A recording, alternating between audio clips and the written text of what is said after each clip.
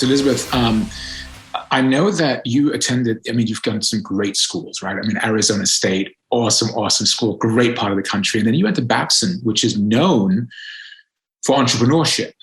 And so was that a passion? When you chose Babson in particular, did you go in with the intent that you wanted to get some training and knowledge around the field of entrepreneurship?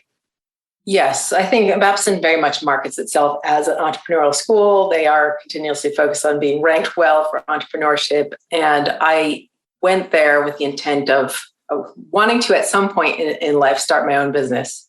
And then I ended up going a slightly different route so far, but I still have time. I think if you have that entrepreneurial bug, however you apply it, it's more of a mindset rather than a career, if you will. And I like the fact that pretty much all of the courses at Babson, the professors that are teaching there, most of them have done their own either entrepreneurial stints. They have faced some really incredible challenges, and they just like talking about it and sharing that. And so I think you see that entrepreneurial vein through everything in the program. And that's really what attracted me to that school over any other MBA program. Did being in an environment like that, like you said, with true practitioners, people who practice what they preached and so forth, around classmates who also obviously brought an entrepreneurial gene, did that build confidence for risk taking and kind of give you a lot of case studies? Did it give you a context you could draw upon later when making decisions? Could draw upon then. I did the evening program, so I was working full time while going to school almost full time as well. And everyone else that was in the evening program too, I think it was a requirement that you had at least a couple of years of work experience before you could even apply to the program. And then pretty much everyone taking the evening program, some people do it for personal or family considerations, but most people do it because they're working during the daytime hours and then doing the program on the nights and evenings. So I really like the fact that it was immediate application. To me, learning when it's purely theory is challenging, because they're like, okay, let me understand this concept now so I can apply it at some point later in my life. With this, all of our case studies, all of our examples, we're using work problems that we're facing during the day. And then at night say, okay, how do I apply this concept I'm learning to that exact work problem? And there's also some times where you could do a project for work and for the program at the same time. So it was immediate application. I thought that was great. So it's being reinforced on the spot, right? You build probably lifelong friendships, I imagine. You met some really wonderful people. And then you ended up joining a highly sought after and very well respected Fortune 100 company. And you entered in there. Did you enter into some sort of intrapreneurial role? Or was that something you gravitated towards once you were in? A very roundabout way to get there, I would say. Okay, yeah. My role, so I work at Cisco Systems, and I moved into that role right after finishing my graduate degree, my MBA at Babson. And I like to say I fell into it by accident, because it was certainly not by design, even entering the company. My background, I'm obviously focused on business, but I was previously focused on other areas, very interested in advertising and marketing for a while, thought I was going to go that route, ended up switching degrees, and then ended up sort of falling into being convinced by a very convincing professor at ASU that I should be an English major. And I ended up pursuing that route, which having an undergrad in English is great if you are going to do something else with it. Pretty much everybody else is, you're going to go on and get teaching credentials. You're going to go on to law. There's a lot of pre-law and pre-med students that were in there that wanted the foundation in English before moving on to those programs. But if you just get an English bachelor's, well, then what do you do with it? So I had always intended to go on and get a master's degree in something. I thought I was going to pursue writing. And I was very close to pursuing my MFA, my Master's in Fine Arts in Writing. And then did hard pivot to business school, and really wanted to, I've always been interested in entrepreneurship and really wanted to pursue that. But when I was graduating from my MBA program, I had been working for a couple of years. I was 24, I think, when I graduated, something like that. And I had been in my first management position. I had a small team underneath me. So it was, again, very easy to apply everything I was learning there. for personal reasons, my soon-to-be husband and I were moving from the East Coast to the West Coast, him for a career opportunity. And I was finishing up my last couple classes at Babson remotely from San Jose, California area. And it was an entirely new world for me. I never lived in California. San Jose was new. Silicon Valley was new. My background, like I said, was marketing, communications, English. It was not technology. And so I did what anybody does with a decent alma mater network, just started reaching out to alums that were in the area and having this even casual conversations like, what are the grocery chains around here? What are the neighborhoods to avoid? Where are the good parks to go to? Like, just trying to get to know the area a bit more, and found a number of Babson alums that worked at Cisco and had a chat with probably 5 of them that were all on the same campus. And it was more that sort of get to know the area kind of conversation. I was still full-time finishing up my last couple of courses remotely from Babson. So I wasn't looking for a job immediately. I was just trying to get in that position for when I graduate in a few months, when I start applying, where should I be looking? And one of the gentlemen I spoke with was like, well, why don't you apply here? And I remember very distinctly I think I laughed, to be honest. I remember very distinctly respond, I'm not a technology person. It's not my jam. And he very correctly pointed out, like, there's thousands and thousands of people that work at this company. There's more than just engineers in this organization. And it takes an entire gamut of skill sets to run a company of this size. Just give me your resume.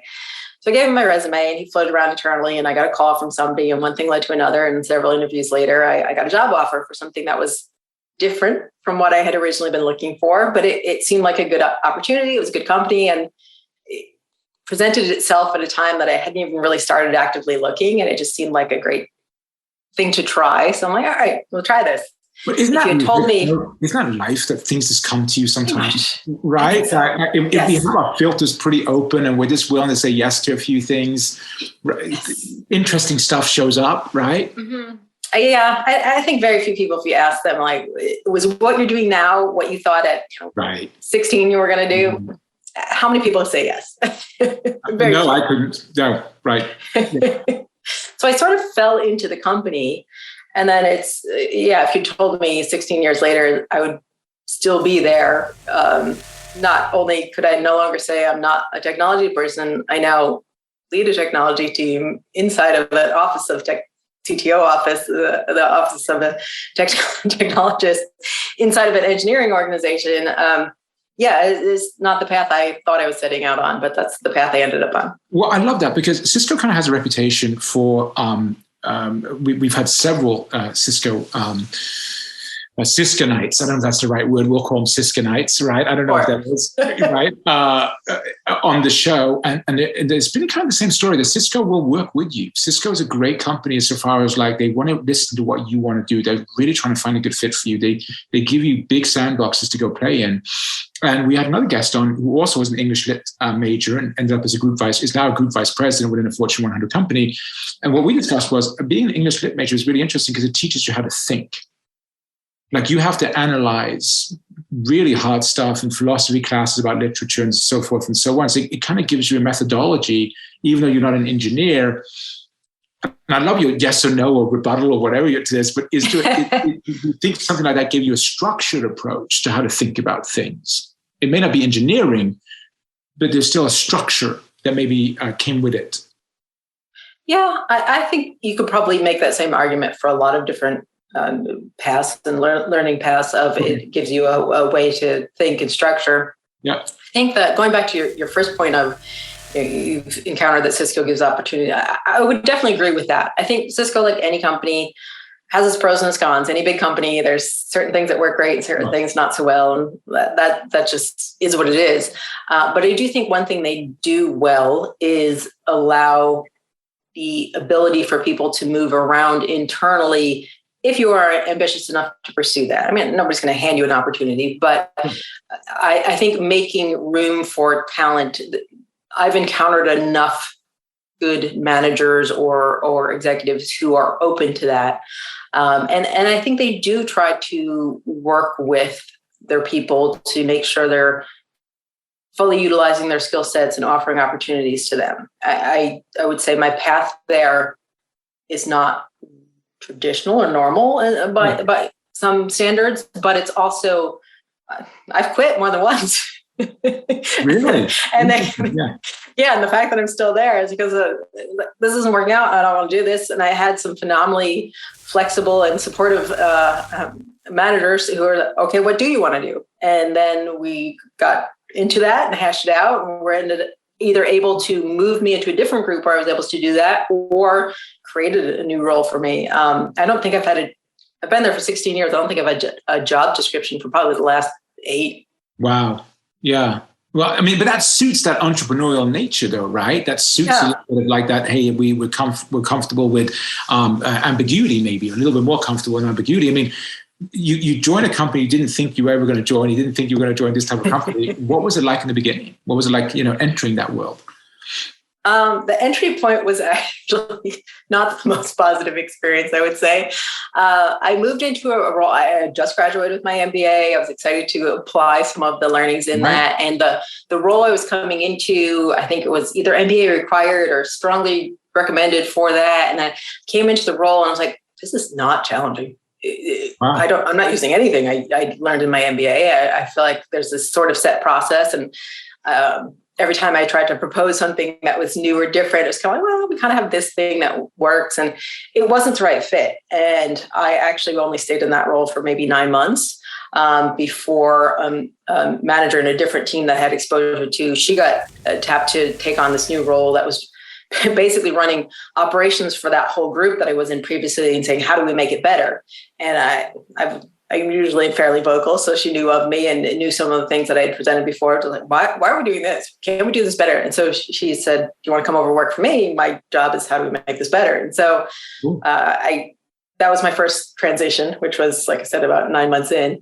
And I had a lot more similar transitions like that going forward, of just pointing out a problem or say a pain point, saying, why are we doing this? Let's do this better. And then maybe somebody else who had a similar viewpoint or interest is like, all right, let's take this on and let's see if we can make it better.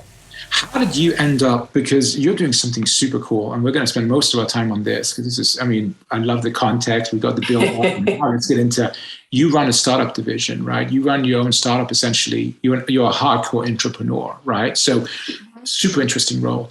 As an internal change agent, what led to you going, like, what were the 2 or 3 steps that got you there?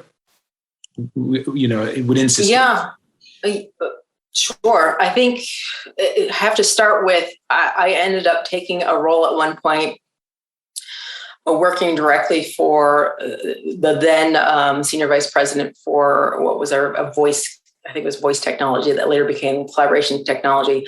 I actually took a role supporting his director of operations, who was about to go out on maternity leave, and she was trying to expand her team. She brought me in, gave me like eight weeks to sort of understand and get my feet wet and figure it out so I could cover her while she was out. But life happens, and she chose not to ever come back. So at that point, I kind of got thrown into this role, reporting directly to the SVP and being his right-hand woman, if you will, of managing all sorts of things. And when she made the decision not to come back, I basically approached him. I've been doing this already. You could go hire somebody new to do it, or why don't you just give me the role? It's been working out. And he absolutely agreed with that. So gave me that role. And so I sort of very quickly got pushed in that position of having a seat at the table of the senior leadership of that organization, which was phenomenal background for what I'm doing today. Because of that, I worked very closely with finance. I worked very closely with each of the GMs that were running each of the business units under that technology group, intimately aware of all the problems we were facing, what the future looked like, the strategy for it, the roadmap, the hard decisions they had to make on a regular basis. And I think that was a really good foundation to get to where I am now. So that would probably be the first major transition, was going into that role. And that role was big, right? That was like a $4 or $5 billion division, right? This was not a small. No, it was not a small. Right. Yeah, I think it was about 4.5. I think it was right in between that 4 and 5 billion at that time, and then it's since gotten slightly larger. But I think we're about just over 5 billion now. Wow. Okay. So yeah, it's not a small group. It's interesting sometimes when I'm talking to people in smaller organizations or outside, like you put that in context when I say like, oh, I do X for this organization. And I'm like, just to put that in context, that's a $5 billion annual revenue organization. It's about 5,000 employees, the collaboration organization alone. And people wrap their head around that, like, oh, that's like a decent sized company. Yeah, absolutely. So Absolutely. you have to break it out that way and think of it in that way. So yeah, it was a lot of great challenges to face from there. And then there was, any big company, I think, goes through a lot of reorganizations and changes and always trying to optimize for the path forward, and some leadership changes and opportunities later. Things got shifted around. We did a little bit of an executive blender, and I moved in a couple of different roles, and we ended up with new leadership in that organization. And because of I had moved into a product management role at that time to build up, I should probably mention this too, because it is germane to what I'm doing now. We were launching into the realm of APIs and SDKs and trying to be more open with that strategy. And it's not something we had historically done a lot of. So I got working with a broader group across Cisco, looking at how do we expose more of our APIs. And then specifically, I moved into a product management for, at the time it was called the Jabber SDK. It was a collaboration suite of how do you enable developers to be able to embed some of this collaboration functionality into their applications rather than just everybody come to us as a one-stop shop. How do we be more open in that? And we hadn't done something like that before and put an SDK wrapper around it. So I moved into, I feel like every role I've had has been experimental. Moved into an experimental role of being almost more of an external facing product manager, working in consortium with an internal facing product manager. So the woman I was partnered with, she kind of did all the traditional product management of bringing the product to the market. And my role was around, how do we actually sell this? How do we market this? How do we tap into developers? How do we find the pain points? What events should we be going to? It was more of the external focus, build this sort of. Yeah. The business. Build it from the ground up, very grassroots, very like, we know we don't know what to do here, but we don't know what we don't know. So go figure it out. And those tends to be my favorite assignments and opportunities. I love ambiguity. I love hey, we need to do something. We don't know what, we don't know when, we don't know how, we're not sure. Let's go figure it out. We just know we need to do something in this general area. So that was another, I think, important transitional role of really trying to look at something that was not, there wasn't a roadmap. There wasn't we did this before and this worked, so follow that. There was building the roadmap, building the playbook as I went. So that was a great experience too. And then I mentioned during all of that, there was sort of an executive leadership change, brought some new people in. And the new SVP that came in, he brought with him his head of strategy. And when that person was coming in, he was trying to get up to speed in the organization, the pain points and whatnot. Somebody, I think a couple somebodies had recommended my name to him as somebody to talk to, because at that point I'd been in the organization for a while, had a few different roles, had really good visibility across the organization. So he and I just started having regular chats, just have coffee chat, informal chat of just as he was getting up to speed. And then that ended up turning into you want to just come over and work for me? I love those. I love those informal moments, right? Because it's no pressure, there's no expectation. It's just, you just get to know each other in a really, I don't know, it sounds like super authentic way. I just want to click on something here for a second, because I love where you're going with like, you're comfortable with ambiguity. I don't think most people are. Has that ever surprised you in your life that like you're just so comfortable with ambiguity? You're like, how do you not? Yes. And they're looking at you and you look like them. Are you from Venus? I'm from Mars. Like, what's going on? Like, has that been surprising to you, that what seems so natural? Took me maybe longer than it should to realize not everybody was like that. Yeah. I think anytime you do something, if you're naturally good at something, you're naturally inclined to do something, or something just comes easy to you, you just assume it is the same for everyone.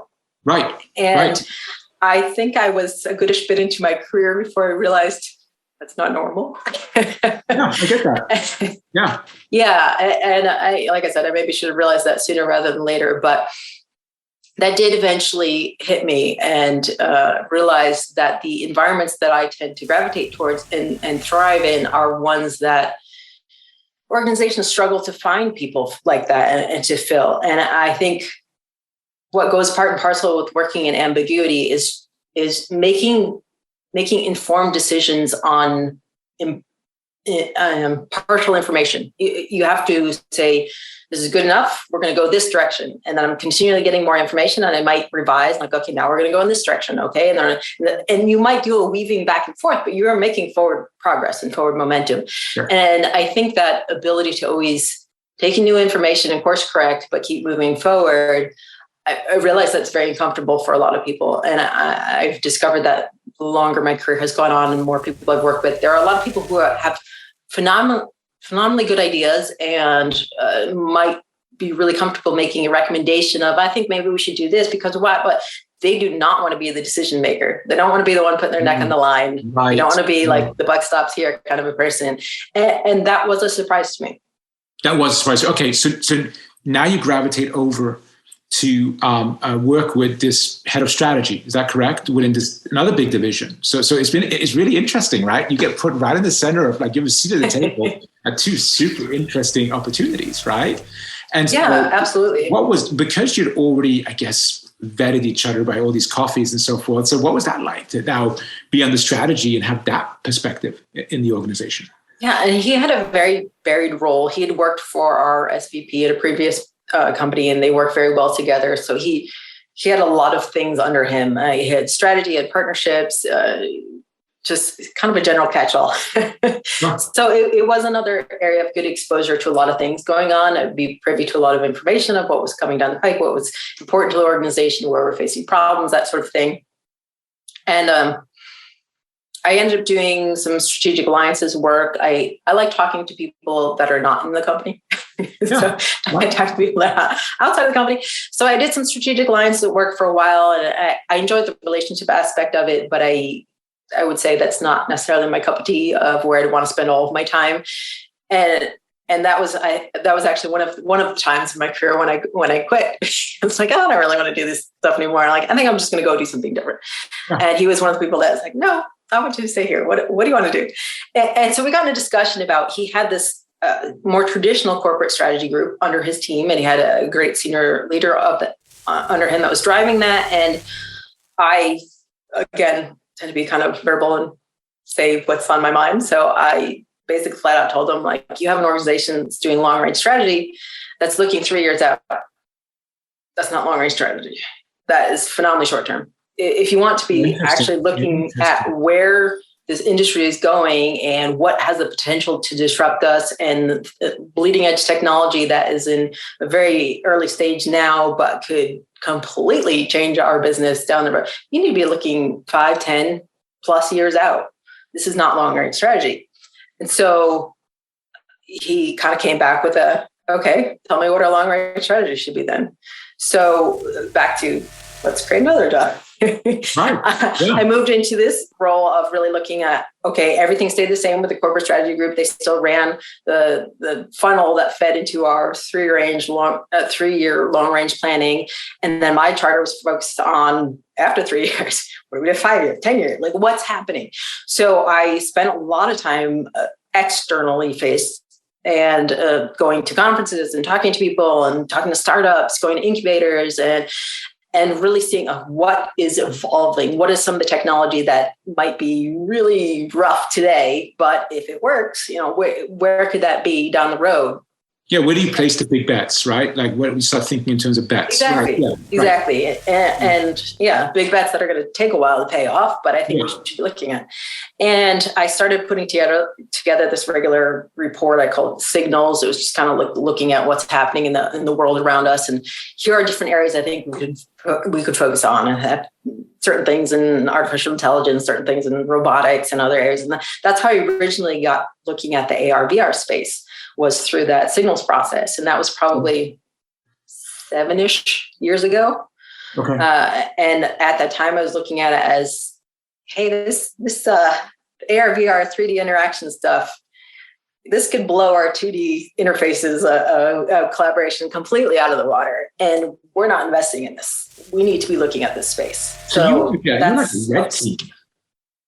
Sorry? I'm sorry, I didn't mean to interrupt you, but you were like a red team. You kind of 1 foot in each camp. You were 1 foot within the company thinking, 1 foot outside, just evaluating. Yeah. Yeah. I think you need to be. Actually, one fault I think most large organizations have in corporate strategy is it's phenomenally internally focused. And yes, right. They're their own ecosystems, right? They're so big that they're their own, I don't know what you would do, worlds, I guess, for lack of a better term. Is that what yes. you, okay. Yeah. And it ends up being very narrowly focused. And I think that's why a lot of companies miss on their long range planning, is because they're just too blindsided to what's going on. What are our problems and adjacent problems, not sort of picking their head up and saying, what else is going on?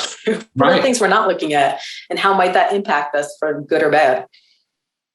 So you're in this role, you're doing that, and then you pick up on where you go next, right? Is that this signals process and the signals report, you start picking up on the next opportunity. It sounds like you're about to create. I mean, it sounds like you're about to create something. So let's dive right in. Yeah. Yeah, sure. So that's what led me to the AR VR space. And I started poking at that a bit. And I would have these regular signals updates that I would do to my manager, the head of strategy then. And he would ask me, like, of them, I might present 7 areas to look at. And he might say, what do you think of the top 2 or 3? And so we talk about that and we might argue about that. And then between he and I, we would grant something and say, all right, let's go do a deep dive on those ones. So I dig in a bit more and see who's really pushing the envelope here. What are the major players in the space? Who are the startups? What countries are investing in it? What companies are investing in it? And trying to better understand it. What are the problems with the technology? What are the technology approaches? Are there more than one? What are the challenges with each one? And just a general deeper dive on that. So I did that on the AR VR space and then brought that back to him. And then he thought there was enough meat there that he's like, I want you to present this to the executive team because I think this is something we do need to focus on. So he arranged for me to come and present to his boss, was the SVP of the collaboration organization, and that gentleman's direct staff. So it was basically all the VPGMs that were running all the business units inside of the collaboration organization. So I did a presentation to them of, this is the area I think we should be looking at. This is why. This is the space I believe we should invest in. Here's the burning platform of why now. Here's what I think the risk is of not investing in this space. And here's the potential TAM I think we could unlock in this space if we did pursue it. And I propose a 5-phase strategy, I think, of how we could go after that TAM, go after that opportunity. So I presented that at his staff. And my ask at the time was, I would like us as an organization to decide this is important enough to put together a small tiger team to pursue this. And it didn't have to have clear outcomes. It's not going to have clear outcomes. The purpose is to explore. So a handful of engineers, developers to go tinker around with some stuff in the space and come up with a thorough evaluation of, what do we think's out there? Do we think this is worth the hype? Do we think there's an opportunity to pursue? We just need more information. And I alone am not going to be able to find that. So we need a team of people to do that. So that was my proposal.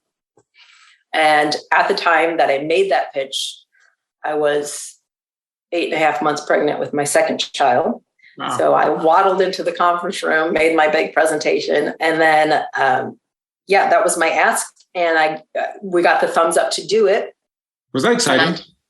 That was very exciting, but I was about to go out and have a baby. So it was going to be out for a few months. And I was proposing that we put I think at the time I was a senior manager or something like that. I think I was proposing that we have a fairly senior person, I probably need like a director or something like that on this to run this and kind of drive it forward. I wasn't proposing that it'd be me. I was proposing that a person move this forward. Because again, I was in the strategy organization saying, here's where I think we should make big bets. We should pursue it. All right. And I was just going to look at the next one, basically. So then I made that presentation, got the approval from our SVP and the staff to move forward to get a tiger team in place.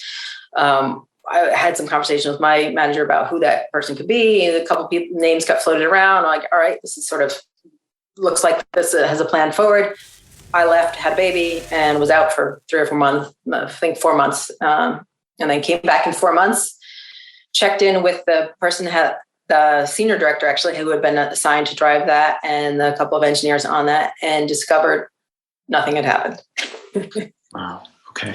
So at that point, wait a second, we're supposed to be digging into this. So I started chatting with each of the people that had been assigned to that team and find out what's going on. We made traction on this. And like, we had this idea, but then this other thing came up, and this was prior to blah, blah, blah, all these other things came up. Like, all right, let's get a plan in place here. So I talked to my boss again. I'm like, this this went nowhere. I want to pick it up. I want this to go somewhere. Like if the person we get assigned to it is tied up with other priorities, I'll drive it. Let me just push forward and see if we can get a proposal in there, because I think the next step would be, what should we do here? Do we go big? Do we have a conservative exploration? What do we propose here?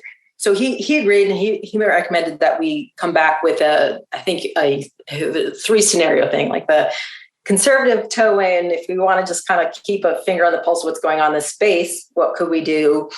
If we want to go big and really invest in the space, or if we want to do sort of a hybrid somewhere in between, what are 3 scenarios? Present that back to the same executive team that I presented to before, and just make them decide. Say, we've done a little exploration, we looked at the tech, here are the opportunities. You guys pick how much you want to invest, small, medium, large.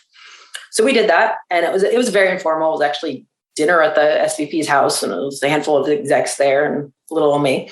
And I did the pitch while we were eating, and we had open conversation about it. And to my surprise, they came back with, we want to go big here, which, by the way, never happens. Right. So you were not expecting that option, right? Were you thinking like, okay, they'll toe in the water, and then we'll do another 6 months, and then we'll get maybe, your ankle in, so did that, what was it like? You're sitting on a table, very formal, right? Yeah, it was very exciting, but it was surprising. Right. So then I walked out of that dinner with the action item of come up with a plan, like a go big plan. What do you need? Team, resources, what should it look like? Come up with a plan. Yeah. And I was assigned one of the gentlemen that was on the team, the Dagger team, to explore. He's a Cisco fellow, he's a PhD in computer vision, very, very well experienced individual. He was assigned as the technical lead to help me come up with that plan. So between he and I was going to look at it holistically of how do we create an entire team and structure and process and put a plan in place, and what would our milestones be and all that? What kind of budget would we need? What skill sets do we need? How quickly could we get in place? What's the timeline? That was all on my plate to figure out. And then he was focused on what are the technology milestones of what we think we could deliver? How do we break that in bite-sized chunks? So he and I worked together to build that plan. And then he and I jointly went back to the executive team to propose that plan. And in that process too, we kept struggling with who's going to lead this. We need a senior person that's going to drive this, because now we're asking for, I think it was not a big team we're asking for. It's like maybe a dozen or so, 12 to 15 people, but enough, it was enough people that you need somebody leading it. You can't just leading it, and also the drive, right? Because that's what happened with the previous senior director or whatever. They got distracted. It wasn't a path, Right. Yeah, right. Okay. Right. You need somebody who's solely focused on this and will continue to move it forward regardless of what else is going on. Yes. And do you think that leader, in leadership in general, do you think that I'm trying, what I'm going to try, the will to win, that person needs to have the will to see it through, the will to win? Is that resonating with you at all? Is that?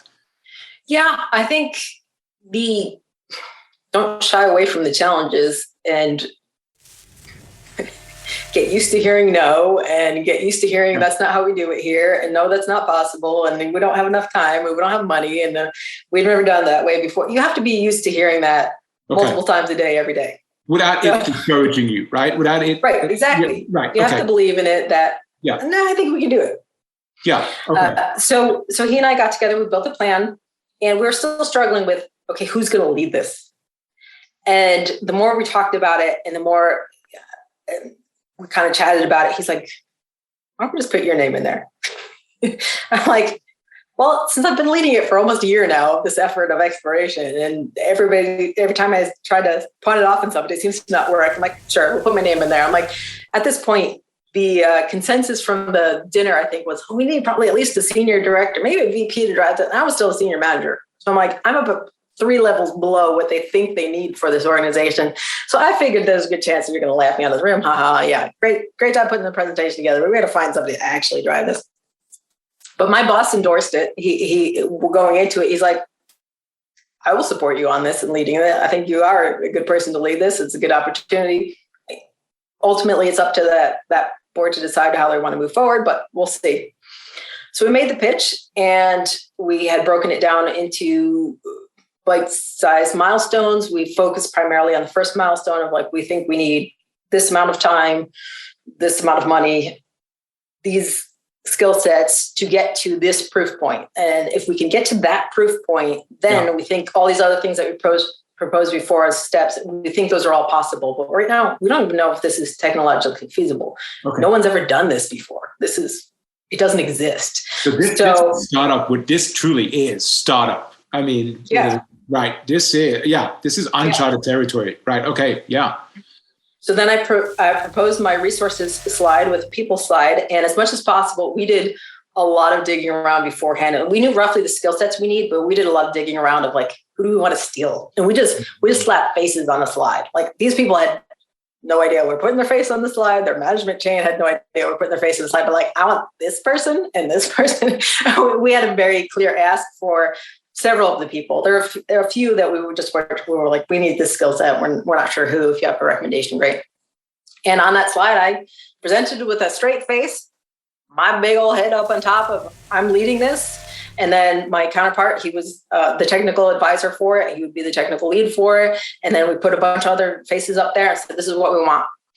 And the SVP that I worked for at the time, he was very good at making decisions quickly and very, not beating around the bush. He'd be clear. How refreshing. So it was great. Yeah. I missed it. Yeah. So he in the meeting gave us our answer. And he's like, you can basically said, yep, I want to see you lead it. Go for it. And he gave me a thumbs up to do it. It's like, you can have the budget you asked for. You can have the people that you asked for. But I had proposed 11 months to get to the first milestone. Because again, we're doing a lot of brand new things. We didn't know how long it's going to take. It's like, this was in September. He said, I want to see the first milestone by Christmas. Whoa. Okay. I mean, 3.5 months away, somewhere in that range, right? Okay. Wow. Yeah. That was my reaction. Yeah. Like, okay. All right. Well, I better get started. Let's not waste time here. Let's go. Right. So that's how this project launched. No, I love that. And so I just watched the movie Moneyball where like baseball players just get traded, right? They're like, hey, you go tonight you're playing in Kansas, you're out of here, right? Like how was it when you called people who didn't even have a clue that they were on some new off shot? What was that like? And you're like, hey, we're going now. Yeah, there was some pushback and there was some horse trading. We ended up with a little bit, there was some cases where we proposed, obviously we're picking good people. We're picking the well-known people who are really good in their field. And we got some of that. If you take them, then I'm not going to be able to hit these other routes. No, you can't take them. But like, I've got this other person, they're really good too, but they just wrapped up this. And you take this. So there's some of that back and forth. So we didn't end up with exactly the people we asked for. And there were several slots where we just knew we needed a certain skill set. And so we were asking for recommendations of like, hey, I got to pilfer somebody from your work. I need this skill set. I got to interview them. But the one thing we made very clear is any person coming on the team, both myself and my technical lead needed to thumbs up. Like we both have veto power. Yeah. If somebody is not the right fit, because trying to do something like that in that time frame with a team of people that you're bringing, Cisco's a global company. So these people, it's not like these people were in the same city. Right. These people were spread across the globe.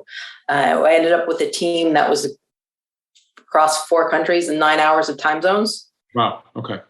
And we had to deliver something, and it was about 4 months, I think, was when all said and done. And it was the beginning of September. So it's September, October, November, December.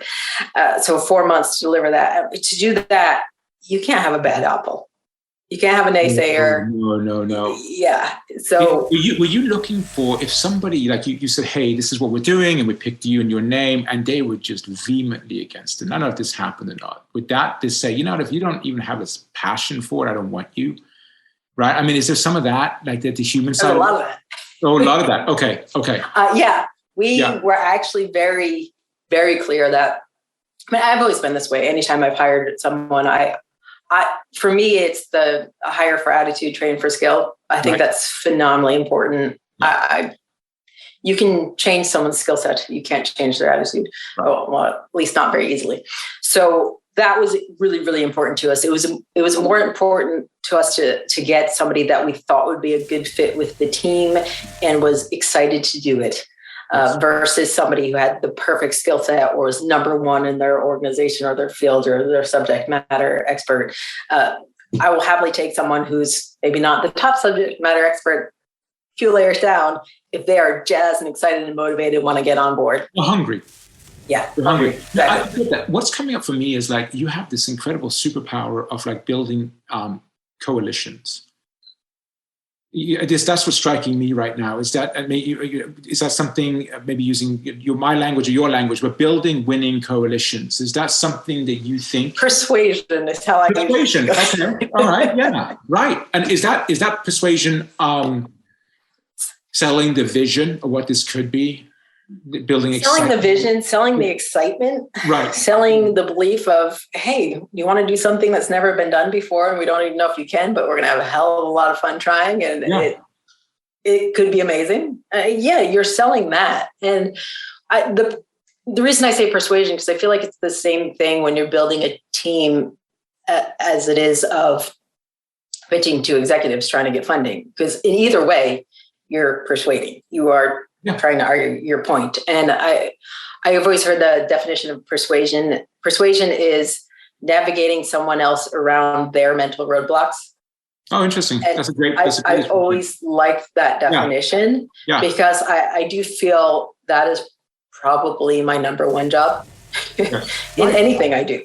As making it I like ambiguity. I like seeing things where things aren't there, but to convince someone else to come along on that journey, whether it's to fund it, support it, give a resource to it, or do it, you have to walk them through it. And again, going back to the realizing not everyone thinks like I do, realize, okay, how are you seeing this?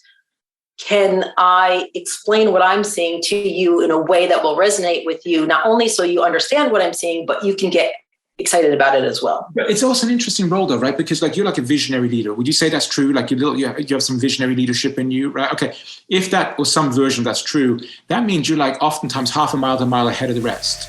At least. Yes. Okay. So if you are, how do you feel? Maybe part of it is like, hey, you got to trust me to a certain extent here, because you don't have a lot of answers. Right? Like there are a lot of things you can't, especially engineering types, you can't give a whole bunch of concrete answers to stuff because it's so exploratory. How do you make sure they're still following when you're half a mile up the road? Is that what you're getting? Yeah. But I'm trying to say, because in your mind, it's all clicking and you're comfortable ambiguity, but maybe even, I'm not trying to label engineers, people in general, but certainly the engineering type, which is a beautiful brain, brings a lot to an organization, but they're used to very tangibles. They like tangibles. Yeah. You don't have necessarily a lot of tangibles at this phase. You got a vision, you know where you're going, you got a deadline, you got a budget, and you got approval, right? But there's a lot of ambiguity. How do you deal with that? You know, where do you hit a wall of like, look, it's going to be fun. Like, I mean, I'm not trying to be, basic, but is that making sense? Is that? Yeah, no, it is. And I think there's two different parts of it. One is for myself and how do I make sure like I don't get depressed or dejected or whatever with that. Like there's certain times I've had a lot of roadblocks in the 5+ years of leading this team, a lot of roadblocks, and it's very easy to get dissuaded by that. So I think part of it is I tend to be an optimistic person. And so I usually just look at like, all right, you get a no. Well, that was one no. I mean, there's a lot of other doors. So I don't usually think of it as that's a stop. Like that's just, okay, well, we're not going this way. We're going to go this way. Let's try this way. And then you just keep going. I think the harder bit is what we're talking about a second ago. Yeah. If you're leading from the front in these uncharted waters, how do you make sure you don't lose the people behind you? Because they might not be looking at it the same way. And I think the biggest thing for me when I'm leading a team is it's a hell of a lot like parenting. You don't pass on the stress to your team. Right. You don't pass on the unknowns to your team. You shield them. Yeah. And that was, I have, I talked a lot about the gentleman who was the technical lead on this project, but the other essential part of this, going back to how we ran it like a startup, is my right hand, who has been with me for several years. And I consider her my COO of this organization. Yeah. And she just makes everything happen. I think if I had to call her anything, I'd call her my chief magic maker. Right. And I think she would resonate with that title. It's all those bits and pieces and details and how you make it all work. And between the three of us, we might know that we're trying to swim through shark infested waters and what that looks like. But for the team, we're like, we're going to go for this leisurely swim. It'll be great. And there's the floaty and this and that. And like, you don't have to wait. They don't need to see that. They don't need to worry about that, because to get them to build what they need to build in this short period of time, we brought in people who are experts in certain fields. And all I want you to do is be an expert in your field. That's all you need to. I don't want you to worry about where the money's coming from, how you're going to sell this back, what happens when you hit a roadblock, what happens when somebody tells you can't actually get that piece of equipment because we don't have it in stock. Tell me what you need, and I'll stay out of your way. That's it. I love that, because so by de facto, presuming you hit the December proof point, is that we did? Okay. I got funded on the spot for the next phase. I love this SVP. This is great, right? It's just like boom, boom, boom. I love it. Okay. Sadly, no longer at the company. Okay, but was there at the right time, right? Like this was there at the right time. And what kind of role do you think that plays as well? I mean, I think it takes an ecosystem for these type of wins, right? And so to have that SVP be so willing to make decisive bets.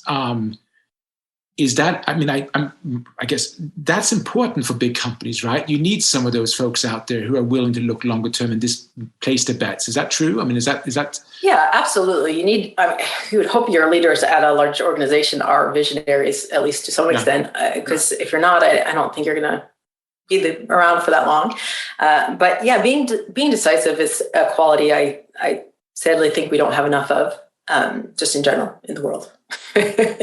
But being able to look forward-looking, if there's not some fraction of your business that you are funding and supporting that is looking at completely crazy, off-the-wall, far down the road ideas, then you're going to be blindsided at some point.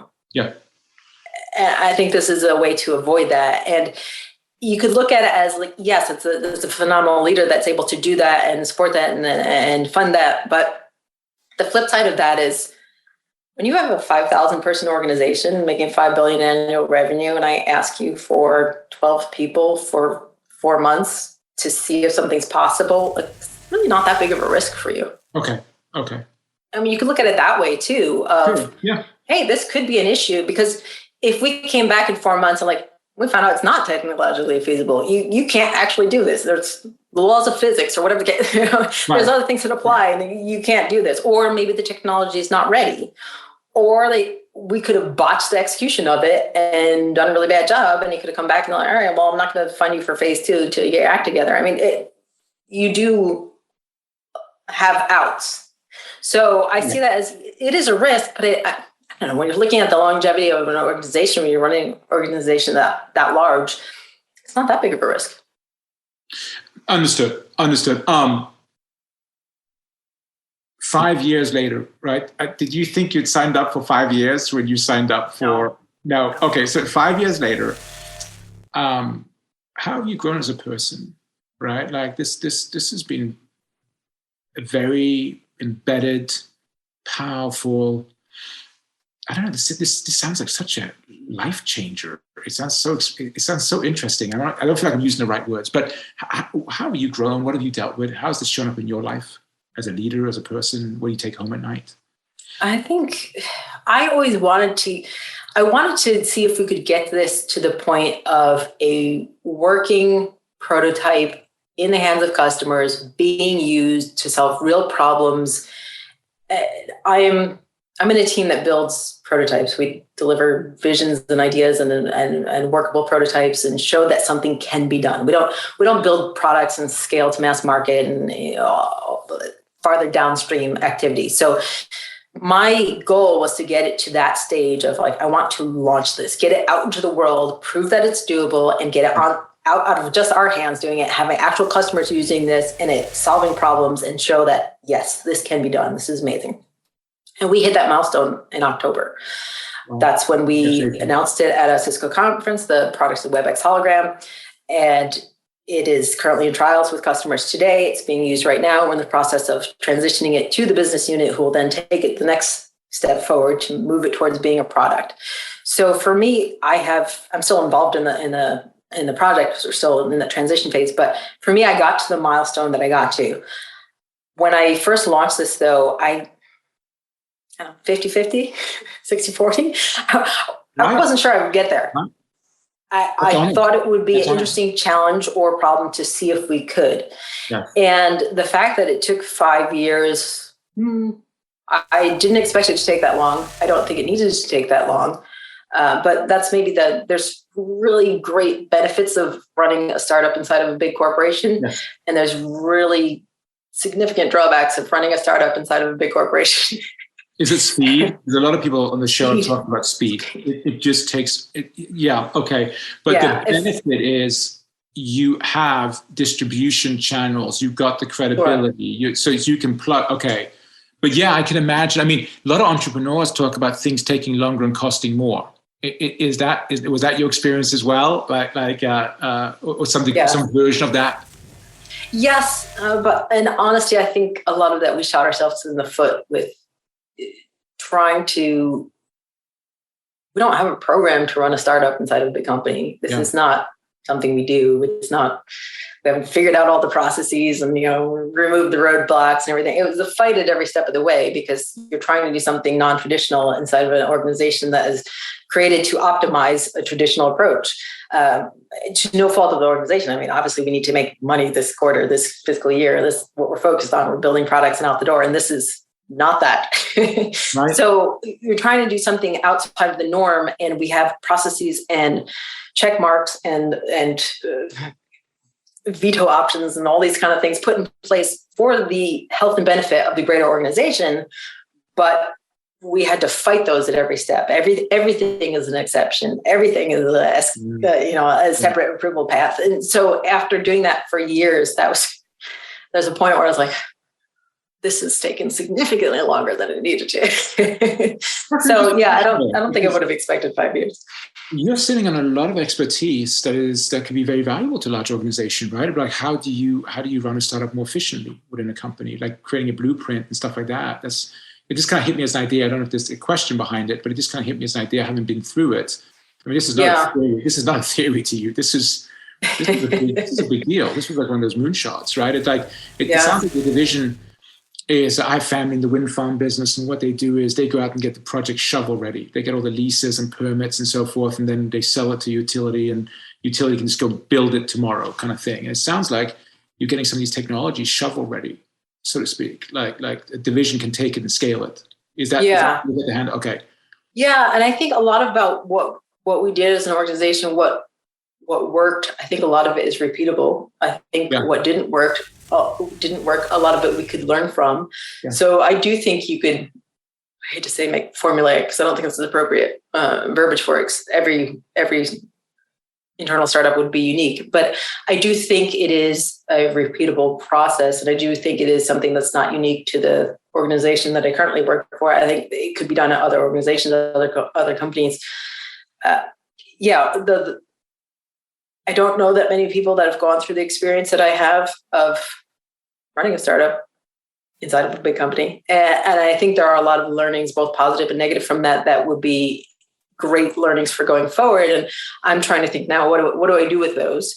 I'm considering dusting off those old writing skills that I haven't used in some time and see if I can write on that topic, because I think there were some really good takeaways from that would benefit a lot more than just me. I love that. Final question, and I'll also tag along with any words of wisdom that you want to give to budding intrapreneurs, that sort of thing. Is it hard to let your proverbial baby go? Not really. Oh, okay. Yeah. Yeah. I think because I went into it with my goal was to get it to proof point. Yeah. My goal was not to get it to scalable. I'm not building a business such that I need to hit X billion dollars or an X number of units, or that was never my measure of success. My measure of success is, can I lead a team to build something that the world has never seen before? And can we get that functioning in the hands of users and show that it's possible? That was my proof point. So I think knowing that, I always knew I was going to get rid of my baby at some point. Yeah. I think it's a different mindset going into it. But even that being said, there were a few times along the way where we thought this project might get killed before it ever saw the light of day. And it would have been sad or frustrating or whatever the case is. But I think by nature of just my personality, the things I like to work on, all right, let's do the next thing. Right. Your bounceability, you just bounce back, right? You bounce back and keep going. And I get that. Yeah. I get that. I think even working on it for this long, there's some element of, opportunity cost. Like what am I not spending time on because I'm still pushing this thing forward? And so there's that sort of itch to, all right, I'm ready for the next one.